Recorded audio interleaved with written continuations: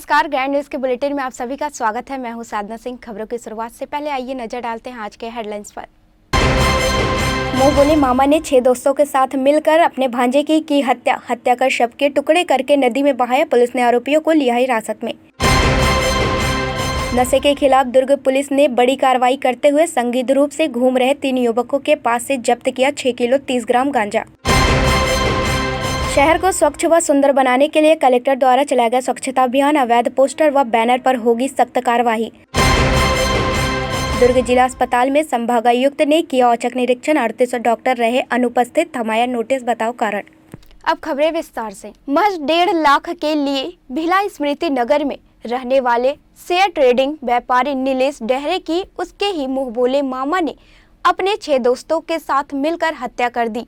हत्या के बाद युवक के शव के टुकड़े कर उसे बोरिये में भरकर नदी में बहा दिया था। दुर्ग एसपी डॉक्टर अभिषेक पल्लव ने बताया कि मृतक मूलतः बेमित्रा निवासी था। वह स्मृति नगर में किराए के मकान में रहता था। वह 7 अक्टूबर से गायब था। 17 अक्टूबर को परिजनों ने स्मृति नगर चौकी में बेटी की गुमशुदगी रिपोर्ट दर्ज कराई। पुलिस ने संदेह के आधार पर मृतक के मुंह बोले मामा को हिरासत में लेकर पूछताछ की। तब उसने अपना जुर्म स्वीकार कर लिया। आरोपी ने बताया कि उसने अपने 6 दोस्तों के साथ मृतक को जमकर पीटा, जिससे उसकी मौत हो गई। इसके बाद शव के टुकड़े कर बोरियों में भरकर शिवनाथ नदी में बहा दिया। एक बोरी को आरोपी ने जंगल में फेंक दिया था। पुलिस ने बताया कि फिलहाल इस मामले में मुख्य आरोपी सहित कई अन्य लोगों को गिरफ्तार कर लिया गया है। Bureau report, grand news. Kupela थाना क्षेत्र में 5 तारीख को एक युवक जो है वो गायब हुआ था। 7 तारीख को उसकी थाने में गुमशुदगी रिपोर्ट दर्ज की गई थी। पुलिस ने उसका टेक्निकल एनालिसिस कराया, उसके मोबाइल रिकॉर्ड चेक कराए तो मालूम चला कि वो सिमगा की तरफ गया है। घर वालों से पूछताछ में मालूम चला कि सिमगा में उसका दूर का एक रिलेटिव रहता है। सिमगा जाके पूछताछ करने में मालूम चला कि जो मोन्टू उसका रिश्तेदार था वो एक नॉन क्रिमिनल था। उसने एक मोटिवेशन गैंग चला रहा था जिसमें 10 सदस्य थे और वो छेड़छाड़, मारपीट, शराब का काम और गांजा की तस्करी किया करते थे। ये लोग नाइट्रोवेट और दवाइयों के आदी भी थे। उनसे गांव वालों से पूछताछ में मालूम चला कि रात में डंडों से मारपीट करते हुए एक युवक के साथ इनको देखा गया था। और इनसे टेक्निकल एनालिसिस, मोबाइल रिकॉर्ड्स के एनालिसिस पे मालूम चला कि इन्होंने जाके एक घर में जाके उसकी बॉडी को मारने के बाद 10 टुकड़ों में काट दिया और उसको शिवनाथ नदी में अलग अलग जगह पर 3 जगह पर फेंका और महासमुंद नेशनल हाईवे जो पिथौरा के पास भी एक पार्ट फेंका। मोबाइल का लोकेशन के आधार पे पिथौरा के पास जगह को लोकलाइज किया गया, वहाँ सर्चिंग किया गया, वहाँ पे धड़ का एक पार्ट मिला। इनसे पूछताछ के बाद वेपन जो डंडा, चाकू, कुल्हाड़ी जो है रिकवर किया गया है। हत्या का कारण ये बात सामने आई है कि इनके द्वारा, मृतक के द्वारा 2 साल पहले 1.5 लाख रुपए और एक गाड़ी जो है वो गिरवी जो है लिया गया था और इस गैंग के वापस मांगने पर इनके द्वारा पैसा वापस नहीं किया जा रहा था। इसी की नाराज़गी में उसको बुला के उसके साथ मारपीट किया गया और मारपीट में जब वो मर गया तो डेड बॉडी को छिपाने के लिए और इस केस डिस्क्लोज ना हो उसके लिए डिफरेंट पार्ट्स में काट दिया गया। लेकिन दुर्ग पुलिस, सुपेला पुलिस की मेहनत से, टेक्निकल एनालिसिस से और साइंटिफिक इन्वेस्टिगेशन से इस बहुत ही डिफ़िकल्ट केस को क्रैक किया गया। हमारी विजुअल पुलिसिंग जो है वो लगातार चल रही है। थाना लेवल पे, सीएसपी लेवल पे, एसपी लेवल पे हम लोगों ने सीसीटीवी के भी नेटवर्क को बढ़ा रहे हैं, उसकी मैपिंग की जा रही है। लोगों से भी हमारी अपील है कि जो भी आदमी लंबे समय के लिए घर खाली छोड़ के जाते हैं वो लोग थाने को इसकी सूचना दें। आसपास के लोगों को, जो नेबर्स हैं, उनको भी बताएं कि वो एक बार चेक किया करें। लोगों को भी अपील है कि वो अपने घर में भी सीसीटीवी लगाएं। कोई भी घर में कैश और बहुत सारा सोना चांदी ना रखें। बैंक, काफ़ी सारे बैंक भिलाई दुर्ग में हैं, बैंक में जाके पैसा डिपॉजिट करके रखें। क्योंकि ये भी देखा जा रहा है क्योंकि त्योहारी सीजन और इसमें बाहर के गैंग आके करते हैं। जो 2,70,000 रुपये की उठाईगिरी हुई थी उसमें भी वो तेलंगाना के पाए गए थे, जो फ़ोटो का मिलान हुआ था। निश्चित रूप से ये बाहरी गैंग है। पुलगांव में भी चोरी हुई, उसमें सीसीटीवी फुटेज में आदमी को कोई पहचान नहीं पाया, लोकल व्यक्ति नहीं है। तो कहीं ना कहीं बाहरी लोग आके इस चोरी को अंजाम दे रहे हैं। वो यहाँ रेकी करने के लिए यहाँ पे आते हैं। वो रुकते आसपास के शहरों में, रायपुर, बेमेतरा, बालोद, इधर रुक के रेकी करने के लिए यहाँ आते हैं और करके भाग खड़े होते हैं। तो कहीं ना कहीं नए लोग, संदिग्ध लोगों की रिपोर्ट करने की भी आवश्यकता है। पुलिस ने एक पूरा एक प्लान बनाया है और हमें उम्मीद है कि हम आने वाले समय में इन चोरियों को रोक पाएंगे। अभी धड़ का एक पार्ट जो है वो पिथौरा के पास हाईवे के पास मिला है, बाकी शिवनाथ नदी में बाकी पार्ट फेंक दिए गए हैं। अभी पुलिस रिमांड लिया जाएगा और बाकी बॉडी पार्ट्स को भी रिकवर करने की कोशिश की जाएगी। अंधे कत्ल की गुत्थी सुलझी है। एक युवक को मारकर 10 टुकड़ों में उसके शव को काटकर फेंका गया। किस तरह का मामला था, कहाँ का मामला था और उसके जो शव के जो अवशेष थे कहाँ से मिले? सुपेला थाना क्षेत्र में 5 तारीख को एक युवक जो है वो गायब हुआ था।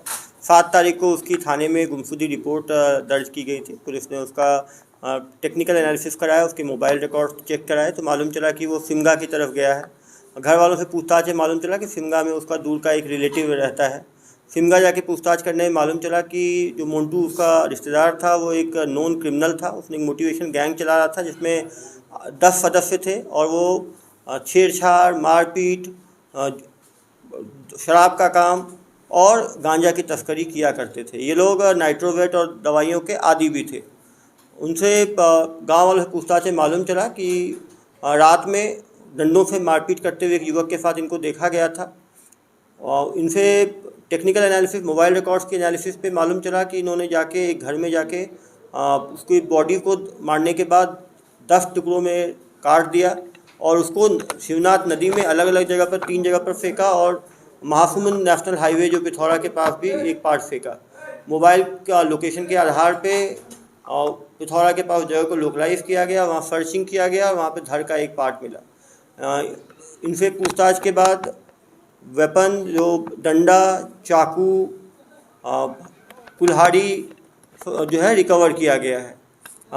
हत्या का कारण ये बात सामने आई है कि इनके द्वारा, मृतक के द्वारा 2 साल पहले 1.5 लाख रुपए और एक गाड़ी जो है वो गिरवी जो है लिया गया था और इस गैंग के वापस मांगने पर इनके द्वारा पैसा वापस नहीं किया जा रहा था। इसी की नाराज़गी में उसको बुला के उसके साथ मारपीट किया गया और मारपीट में जब वो मर गया तो डेड बॉडी को छिपाने के लिए और इस केस डिस्क्लोज ना हो उसके लिए डिफरेंट पार्ट्स में काट दिया गया। लेकिन दुर्ग पुलिस, सुपेला पुलिस की मेहनत से, टेक्निकल एनालिसिस से और साइंटिफिक इन्वेस्टिगेशन से इस बहुत ही डिफ़िकल्ट केस को क्रैक किया गया। सर, इतने बड़ी जघन्य हत्याकांड किया गया कि सिर्फ क्या 1.5 लाख रुपए के लिए किया गया या इसके पीछे और भी कोई वजह सामने आई है? ये क्योंकि जो हत्यारे थे गैंग के थे, ये लोग नॉन अपराधी थे, ये लोग काफ़ी नशा करते थे। इनके लिए मारपीट करना कोई बड़ी बात नहीं थी क्योंकि 5-6 लोगों ने एक साथ मारपीट कर दी तो उसमें निश्चित रूप से किसी वाइटल ऑर्गन में डंडा लगने से उनकी मौत हो गई। सिटी कोतवाली थाने द्वारा कार्रवाई करते हुए 6 किलो 30 ग्राम गांजा के साथ 3 आरोपियों को गिरफ्तार किया गया। नशे के खिलाफ दुर्ग पुलिस का अभियान लगातार तेजी से जारी है। इसी के तहत दुर्ग के नया बस स्टैंड के समीप 3 लड़कों को संदिग्ध अवस्था में घूमते पाया गया, जिसकी सूचना मुखबिर द्वारा तत्काल थाने में दी गई। पुलिसकर्मियों ने दबिश देकर तीनों युवकों को अपनी गिरफ्त में लिया और उनसे पूछताछ की। गिरफ्तार युवकों के पास से एक थैला जब्त किया गया। जब थैले को देखा गया तो थैले के अंदर 6 किलो 30 ग्राम गांजा पाया गया, जिसकी कीमत 60,000 आंकी गई। पूरे विषय को लेकर दुर्ग सीएसपी वैभव बैंकर ने कुछ इस तरह की जानकारियां दी। कल दिनांक 2 को मुखबिर की सूचना पर यह पाया गया कि कुछ लोग जो है वो बस स्टैंड के पास अवैध गांजा की बिक्री कर रहे हैं। इस पर दुर्ग कोतवाली थाने की टीम जो है उसने दबिश दी। दबिश के बाद 3 लोगों को पकड़ा और 6 किलो 30 ग्राम गांजा उनसे बरामद किया। एनडीपीएस की सेक्शन 20 के अंतर्गत कार्रवाई की गई और तीनों को माननीय न्यायालय में पेश किया गया है। ग्रैंड न्यूज के लिए अतुल शर्मा के साथ वीना दुबे की रिपोर्ट। चौक चौराहों और सड़कों को पशुओं के जमावड़े से बचाने जिला कलेक्टर के द्वारा अभियान चलाया जा रहा है। साथ ही शहर में लगे अवैध बैनर पोस्टर को हटाने की कवायद की जा रही है। शहर के चौक चौराहों और सड़कों में जमावड़ा कर रहे पशुओं व चौक चौराहों और सड़कों से इन्हें कम करने के लिए एक सफल योजना के क्रियान्वयन के लिए योजनाबद्ध तरीके से कार्य करने के लिए दिशा निर्देश कलेक्टर द्वारा जारी किए गए हैं। आपको बता दें कि चौक चौराहों एवं सड़कों में पशुओं के जमावड़े से 2 पहिया एवं 4 पहिया वाहनों के साथ दुर्घटना की स्थिति का संशय हमेशा बना रहता है। इससे सामान्य यातायात भी प्रभावित होता है। इसलिए इन स्थानों को कैटल फ्री करने के लिए कलेक्टर ने रोस्टर बनाकर कार्रवाई करने के लिए संबंधित अधिकारियों को निर्देशित किया। उन्होंने नगरपालिका और नगर परिषद के काऊ कैचर व्हीकल द्वारा चौक चौराहों, सड़क, मार्केट प्लेस और कॉलोनियों में घूमने वाले आवारा पशुओं को पकड़कर गौठानों में रखने के निर्देश दिए हैं।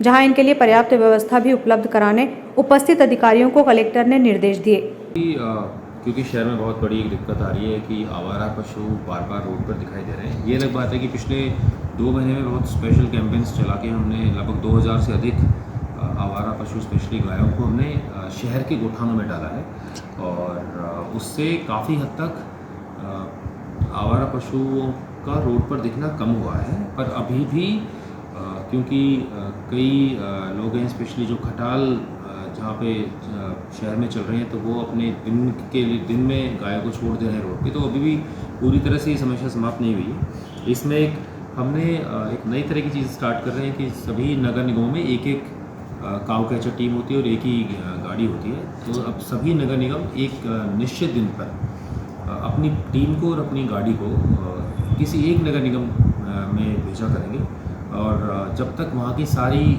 मार्केट्स, मेन रोड और सारी गलियों में सारे आवारा पशुओं को उठा नहीं लिया जाएगा, वो सभी नगर निगमों की और नगर पालिकाओं की टीम उसी नगर निगम में रहेगी। जब वहाँ पे नगर निगम की टीम सर्टिफाई कर देगी कि यहाँ से सारे जानवर को हटा लिया गया है, तब दूसरे नगर निगम में वो टीम शिफ्ट हो जाएगी। तो पूरी ज़िले की जितनी भी रिसोर्सेज हैं सबको सेंट्रलाइज किया जाएगा एक नगर निगम में, ताकि वहाँ से कम इस समस्या को दूर किया जा सके। साथ ही क्योंकि शहर की स्वच्छता सुंदरता केवल आवारा पशु के ऊपर को हटाने से डिपेंड नहीं करती है, इसमें हम लोग का भी और शहर के नागरिकों का भी बहुत बड़ा रोल है। और देखा जा रहा है कि दुकानों का बहुत ज़्यादा इंक्रोचमेंट हो रहा है, सामान रोड तक रख दे रहे हैं, अपने बड़े बड़े बोर्ड्स रोड पर रख रहे हैं, जिससे पार्किंग की दिक्कत आ रही है। तो 7 दिन के विशेष अभियान अभी स्टार्ट किए गए हैं। जैसे अगले 7 दिन में जितने भी पोस्टर्स लग रहे हैं, चौक हैं, पुल हैं, खंबे हैं, बाउंड्री वॉल्स हैं, इनके ऊपर पोस्टर्स लगा दिए जा रहे हैं जो कि पब्लिक प्रॉपर्टी डिफेसमेंट एक्ट का उल्लंघन भी है। तो अभी 7 दिन सभी शहरों से इन पोस्टर्स को हटाया जाएगा और जिन लोगों ने ये लगाया है उनके ऊपर जुर्माना भी किया जाएगा और जो रिपीट ऑफेंडर्स हैं उनके ऊपर जुर्माने की राशि भी डबल ट्रिपल की जाएगी। उसके साथ में दुकानों के आगे जो बोर्ड लगे हुए हैं इनको भी साथ में भी हटाया जाएगा। तो अभी आवारा पशुओं का और दुकानों के सामने जो बोर्ड लगे हुए हैं और पोस्टर्स लगे हुए हैं इनको हटाने का भी अभियान अगले 7 दिन चलाया जाएगा और कोशिश की जाएगी कि इन सभी अभियानों में 100% सफलता मिले, ताकि कम से कम इन इश्यूज़ को शहरों से दूर किया जा सके। ग्रैंड न्यूज़ के लिए दुर्ग से बीना दुबे की रिपोर्ट। जिला अस्पताल दुर्ग में आज उस समय हड़कंप मचा जब संभागायुक्त महादेव कावरे ने सुबह 9:30 बजे जिला अस्पताल दुर्ग में अचानक दबिश दी।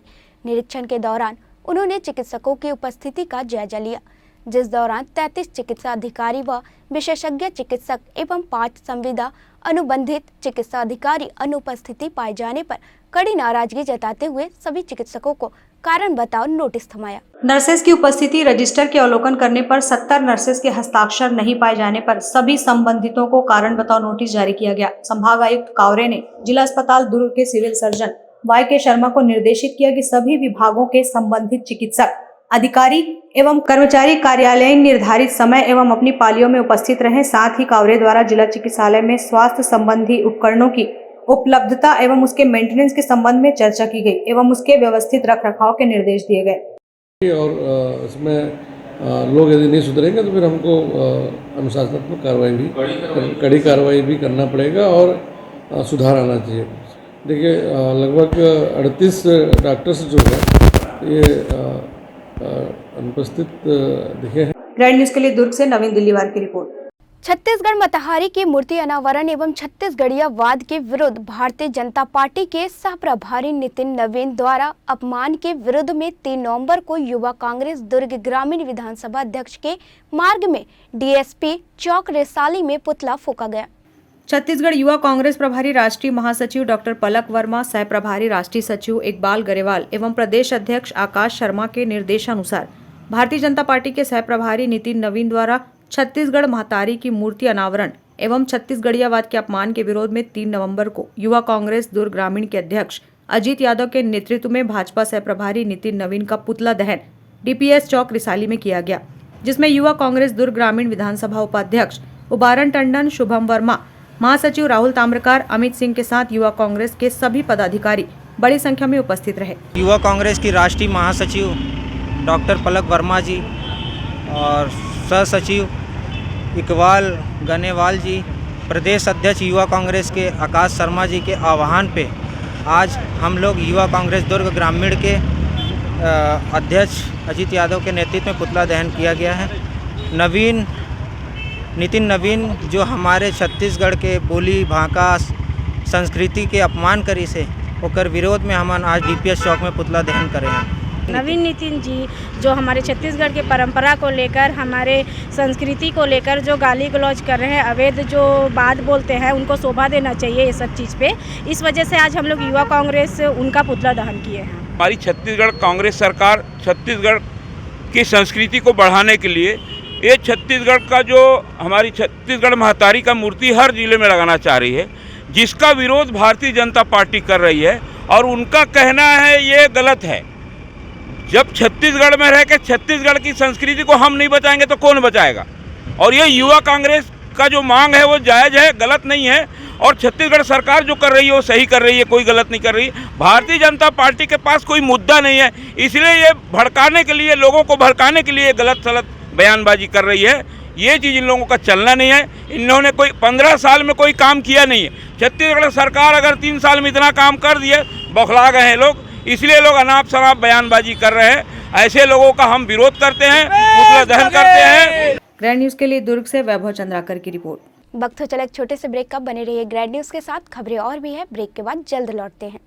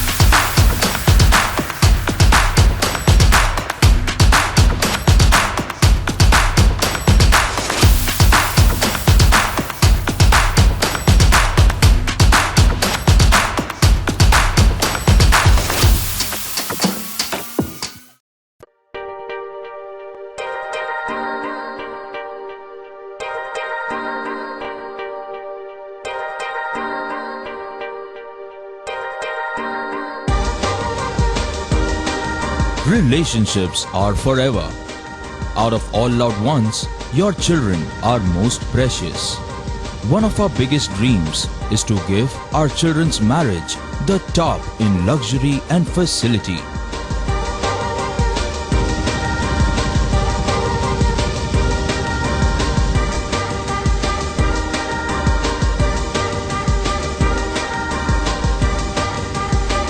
In today's busy life, you cannot afford to take time out for everything to be perfect for your marriage. And you cannot compromise on quality of service for your guests.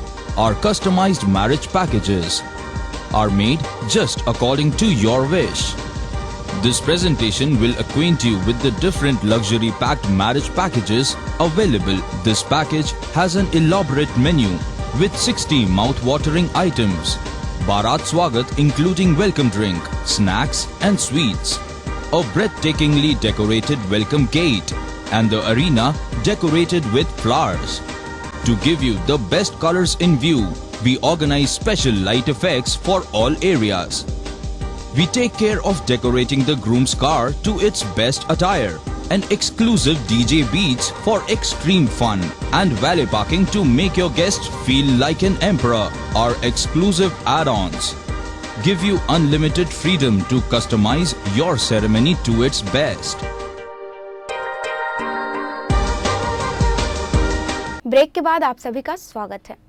कहते हैं कि बंदर यदि मनमानी पर उतर आए तो सुंदर बाग उजाड़ देते हैं, वैसे ही अगर बेलगाम ठेकेदार अपनी मनमानी पर उतर आए, आम जनता की सुविधाओं के लिए बनी योजनाओं को ग्रहण लगा देते हैं, जब अधिकारी भी उन्हें अपना मौन समर्थन देते हैं। ऐसा एक मामला दुर्ग के निगम के पुलगांव वार्ड में प्रकाश में आया है, जहां मुख्य मार्ग के साथ आधी अधूरी नाली निर्माण की गई है।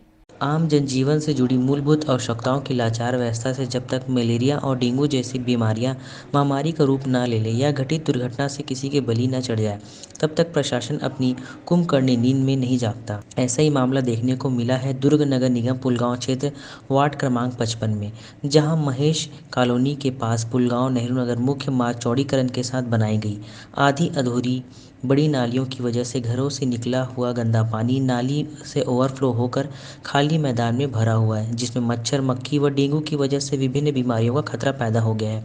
और इस गंदे पानी के भरे होने की वजह से मारुति कार वर्कशॉप के पास बना विद्युत विभाग का बिजली ट्रांसफार्मर, जो कि नाली निर्माण के बीच में आ गया था, जिसे सड़क ठेकेदार द्वारा हटाया नहीं गया। इस वजह से ट्रांसफार्मर की जगह पर बना हुआ नाली निर्माण नहीं हुआ।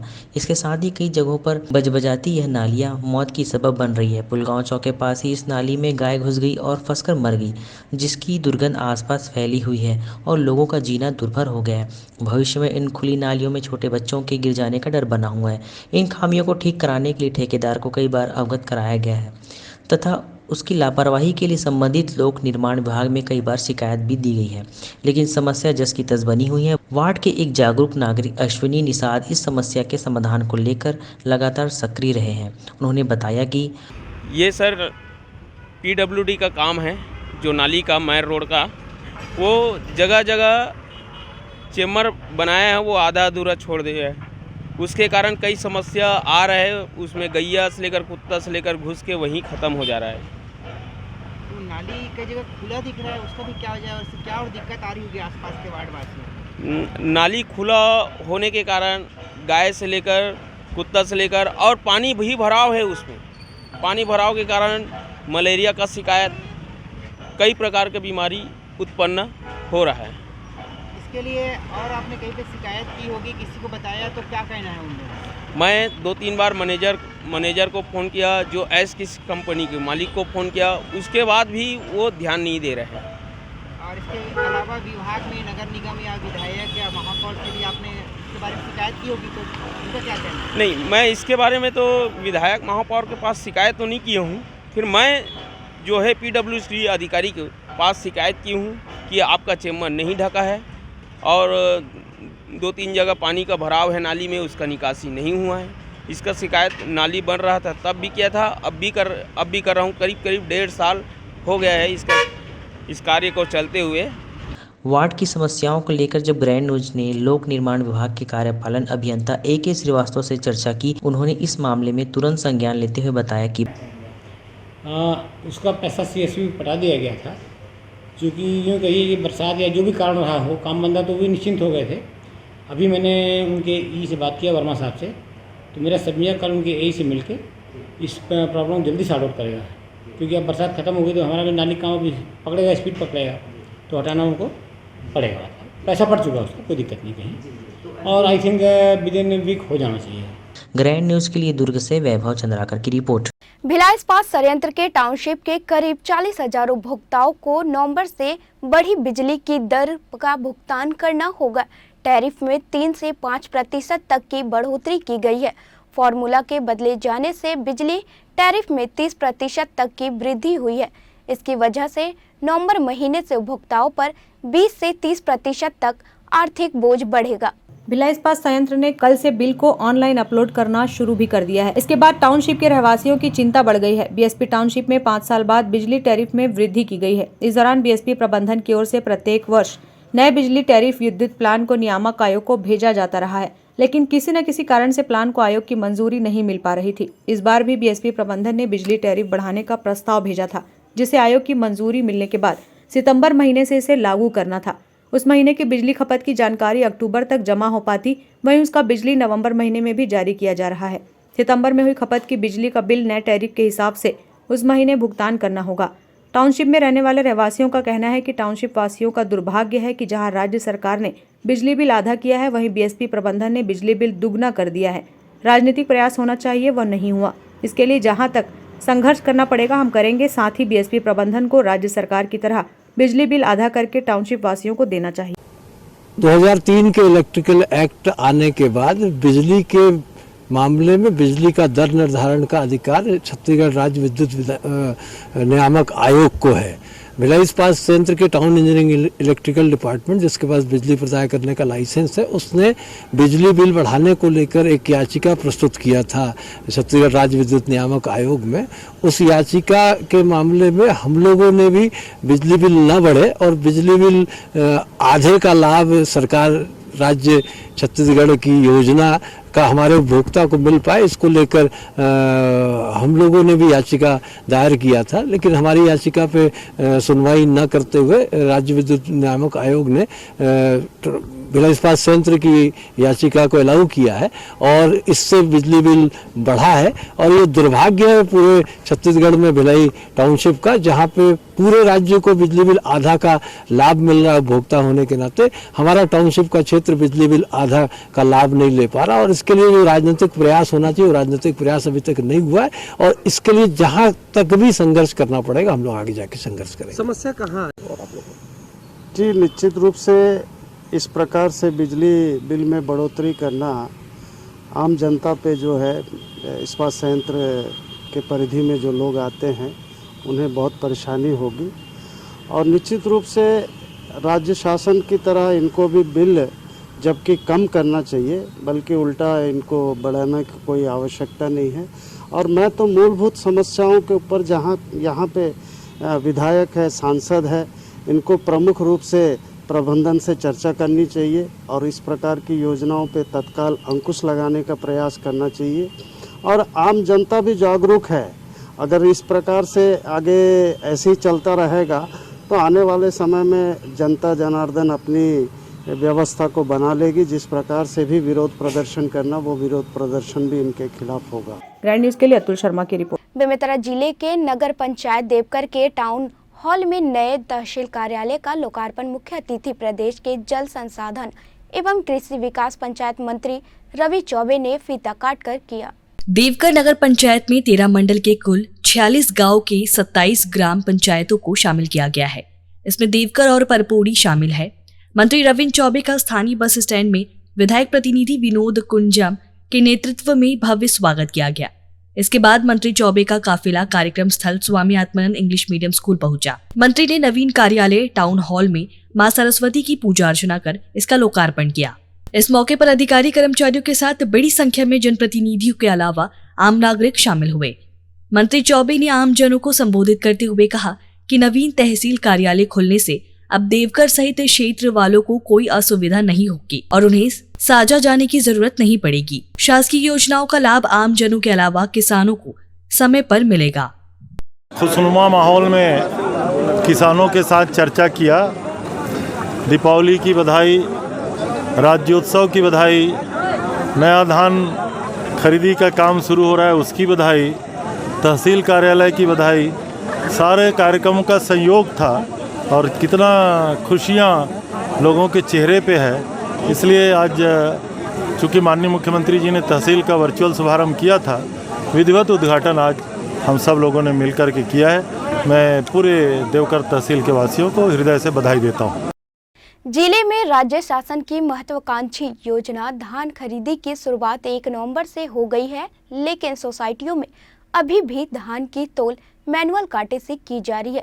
इसी बात से नाराज किसान नेता योगेश तिवारी ने किसानों के साथ कलेक्ट्रेट पहुंचकर धान खरीदी के दौरान किसानों के धान की तौल इलेक्ट्रॉनिक कांटे से करने की मांग को लेकर ज्ञापन सौंपा। लोग आए थे, किसानों की मांग को लेकर आए थे। पिछले 3 साल से लगातार लड़ाई लड़ी जा रही है कि किसानों की धान की खरीदी इलेक्ट्रॉनिक कांटा के माध्यम से होना चाहिए। चूंकि कांग्रेस सरकार है, बोलते हैं कि कांग्रेस की हित की बात करते हैं, लेकिन आज देखा जाए कि सबसे ज़्यादा अगर अहित किसी का काम हो रहा है तो किसान का हो रहा है। किसान का आज धान जहां डंडी मारा जा रहा है, 3-3, 4-4 किलो एक्सेस धान लिया जा रहा है, बार बार आवाज़ उठाई जा रही, फिर भी सरकार की उस ओर ध्यान नहीं जा रही है। तो आज हम लोगों ने कलेक्टर से मुलाकात करके हम लोगों ने निवेदन किया है कि किसानों का जब सोसाइटी में धान खरीदी शुरू हो चुकी है 1 नवंबर से, तो धान की खरीदी इलेक्ट्रॉनिक कांटा से होना चाहिए। अगर सरकार अगर अक्षम है, नहीं खरीद सकती है इलेक्ट्रॉनिक कांटा, तो हम लोग फिर प्रयास करके उसको लगाने का प्रयास करेंगे। तो आज हम लोगों ने ज्ञापन दिया है, अब देखते हैं आगे इस ओर सरकार ध्यान देती है नहीं देती।